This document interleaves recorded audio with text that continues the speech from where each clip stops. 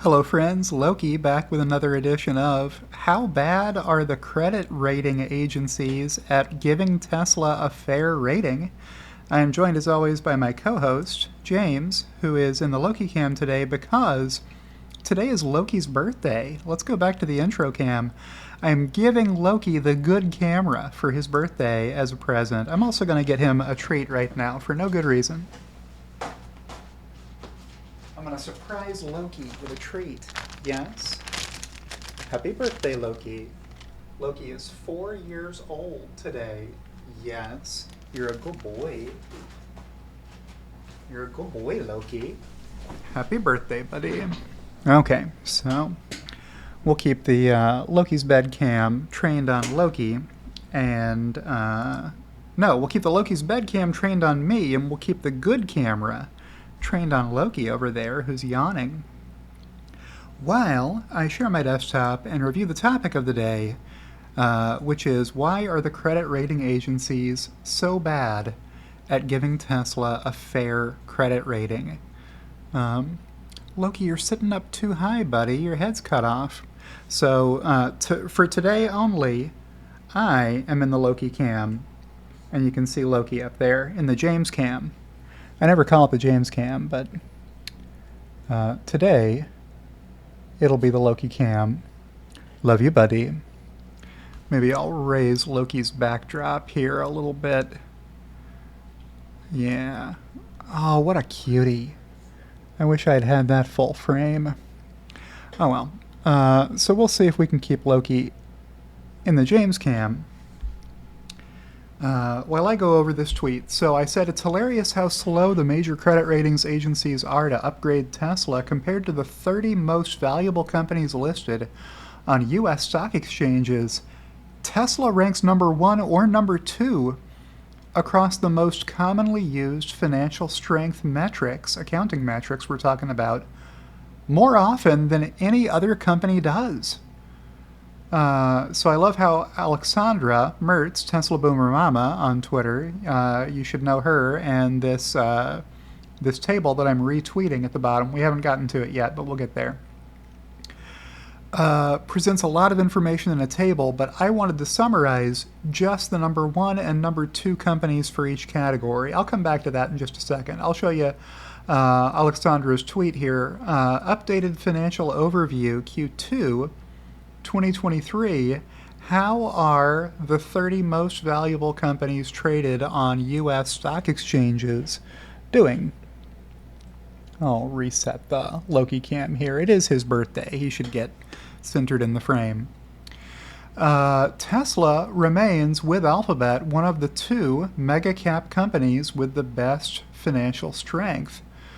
Whilst now investment grade by both rating agencies, barely investment grade, Baa3 and BBB, they deserve so much better. Yeah, there shouldn't be a B anywhere in Tesla's credit rating. Look at all these other companies. Do they have a B in their rating? No. Here's one. Okay, AbbVie has a B, BBB plus.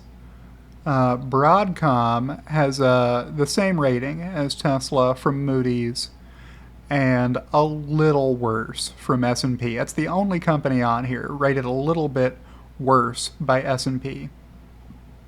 The rest of these companies don't have a B anywhere in their rating. There's some automakers that are, for comparison purposes only, down here at the bottom that do have a credit rating worse than Tesla.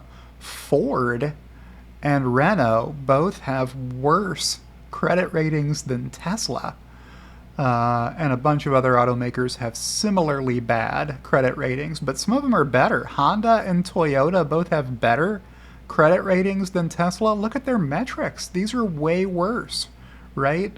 Like Toyota isn't in the green on any of the 5 metrics.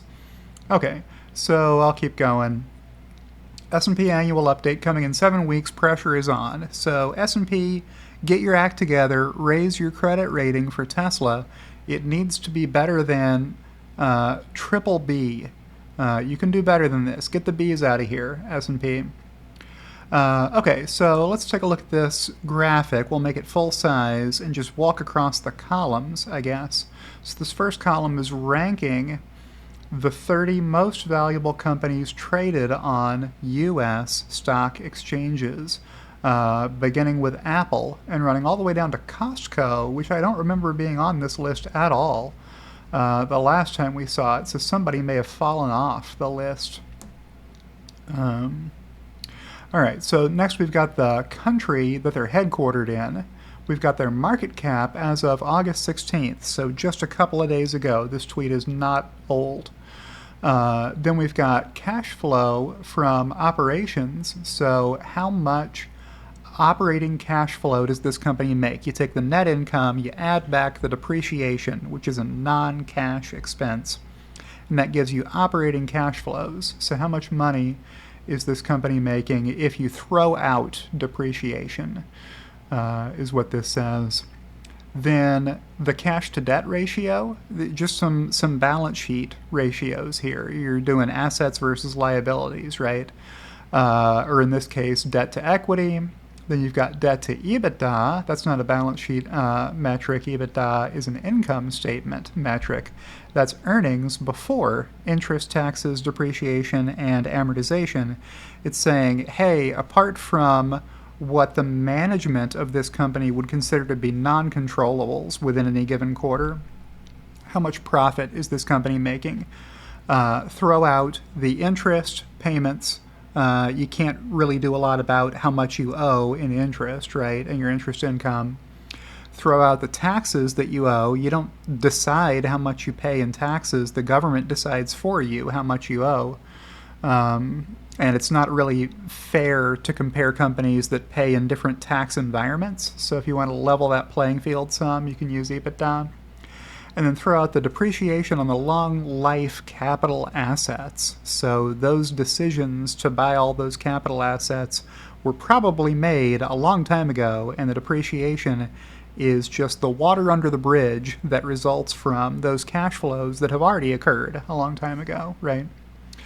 So that's what your debt to EBITDA ratio is telling you. Okay, let's compare how much debt is this company in versus how much profit are they making before interest, taxes, depreciation, and amortization. Then we got another one that's a debt metric, debt to revenue. So Tesla has almost no debt, which is why this number is so small. Alphabet similarly has very little debt. So this is saying Alphabet has 10 times as much revenue as they have debt. Tesla even better than that. Second best to Costco, the 30th company on this list by market cap. They're at 0.04. That is slightly better than Tesla at 0.06. But every other company on the page is worse, including Stellantis, which has a pretty good conditional format on their number. 0.16 is laudable for an automaker. A bunch of these other companies have a way worse number than that. With Renault, over 1. Renault has more debt than revenue. You don't love that. A couple of other companies on the list here. Oracle somehow has more debt than revenue. I wouldn't have guessed that. Broadcom and JP Morgan Chase, tough to call all of their liabilities debt. They're kind of in the business of handing out loans, primarily, so tough to hit them with that one. Then you got Altman Z-score, an overall measure of default risk. How at risk is this company of going bankrupt in the next year or two? If you have a number below 1.8, you're considered in the distress zone. So most of these companies are green, well above 1.8. These automakers down here, though, some of them are slightly above. So Stellantis, again, is doing pretty well on the Altman Z-score metric. Honda riding the line, just barely over that 1.8. Everybody else is below, except for Tesla. Tesla's at 14. 14 is the second best number on the page. Only NVIDIA has a better Altman Z-score, which combines a bunch of different balance sheet metrics to arrive at an overall score for how at risk is this company of facing financial distress to include bankruptcy within the next 2 years.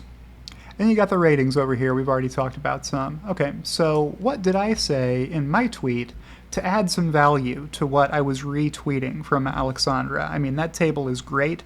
Maybe not everybody has the time to pore over everything we just looked at, though. So what I did was say, okay, for each of these metrics, what are the number 1 and number 2 companies? What are the best 2 companies for every metric on her table? Market cap dollars, what are the 2 most valuable companies? Apple and Microsoft as of Q2 2023. How about the operating cash flows? Once again, it's Apple way out in front, generating the most cash from their operations, with Google right behind them instead of Microsoft. Both of these are software companies. Microsoft does have a little bit more in the way of manufacturing because they make the Xbox and some other stuff. Which makes it a little bit tougher for them to have the most operating cash flow. Google has a lot less in the way of bills to pay and a lot more in the way of ad revenue, which comes with very, very low variable cost. Let's keep going. Debt to equity ratio, Alphabet and Tesla are tied for number 1 on both debt to equity and debt to EBITDA. What about debt to revenue? Costco is number 1, Tesla is number 2. Altman Z-score, Nvidia is number 1, Tesla's number 2. So Alphabet doesn't make an appearance on these last 2. Tesla does. Tesla and Alphabet were both here and here. Only one of these 2 did Alphabet make it onto, and Tesla made it onto both of these. So Tesla's on 5 out of the 7. Alphabet's only on 4 of the 7, which is how I could say up here more often than any other company does. And Apple is nowhere to be seen after the first 2. You know, you would think the most valuable company in the world might have some pretty good looking cash to debt, debt to equity, debt to revenue, Altman Z-score. Nope. They are more middle of the pack on those. Then I finished my tweet saying, yet Moody's and S&P still assign Tesla a worse credit rating than 28 of the most valuable 30 companies. I don't understand how that can be. Loki, do you understand how that can be? He doesn't. All right, so with that, I will go back to the Loki's bed cam, as I often do at this point in the video, and I'll give Loki one more treat. Good boy, Loki. Happy birthday, buddy. I'm just giving you treat after treat for no good reason. Yes, good boy. Good boy, buddy. I should have gone to the intro cam for that one. Yes. What did you do to get so lucky, Mr. Loki? All right, so having said that, I will outro, and my outro camera is usually on me. Today it's on Loki. Happy birthday, Loki. Love you. And I'll say, if you've enjoyed today's video, click the like button. If you're not subscribed to Loki's channel, why not go ahead and subscribe to Loki's channel and click the notification bell to be alerted whenever he and I post fresh content. Thank you to everyone who supports us and our channel, especially our executive producers, Kathy Kitchler and Rebellionaire.com, and we will see you in the next one.